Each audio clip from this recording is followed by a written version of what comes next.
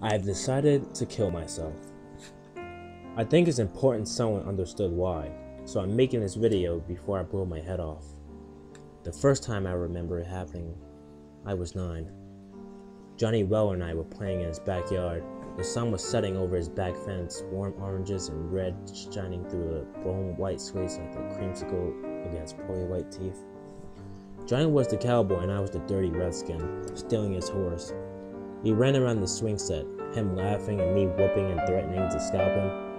When he tripped, I ran to where he laid in the dirt, scooping up a handful of air, pointing my finger at his notes and proclaimed, "I got your gun now!" Bang! Johnny's head exploded in a tremendous blossom of crimson blood, sweat brain and trips of skull that sparkled in the setting sun. My hand fell to my side. I stared, open-mouthed, unable to understand what just happened. Someone was screaming. At first I thought it must be Johnny's mother, until she tore open the back door and I realized I was the one screaming. Johnny's mother crumpled against her son's headless body, adding her broken sobs to my horrified cries. Johnny's funeral was the next week, closed casket. I forgot the sparkling light shimmering across the cloud of Johnny's blood. I forgot Johnny's mother ragdolling my little body, begging me to tell her what happened to her son. I forgot the sheriff telling my mother Johnny was hit by a falling bullet, one of the 26 cases each year.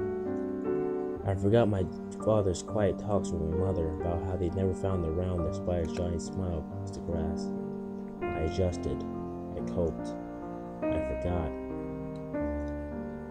I didn't forget the next time it happened. I never played cowboys and Indians again. In fact, I can't remember a single instance of any shooting game played by little boys anywhere in my childhood.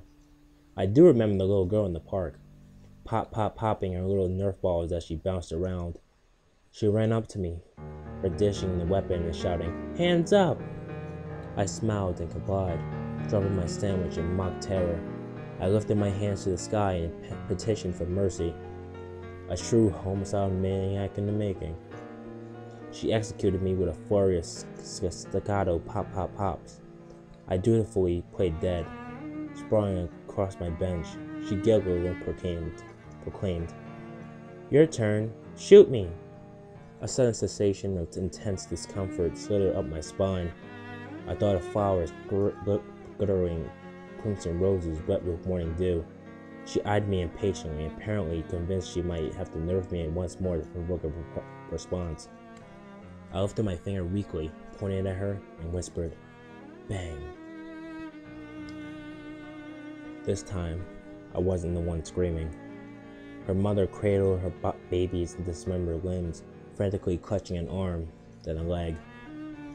I had pointed my finger at the little girl's belly button. The moment the word left my lips, she ruptured like a water balloon filled with punch and soaking bits of crimson-colored fruit. Johnny Well's decapitated body filled my vision, the slow red of sunset sliding down the front of his striped shirt. I ran. I can't do this anymore. I got pissed at Laura yesterday and put my finger in her face to tell her off. I didn't even say it.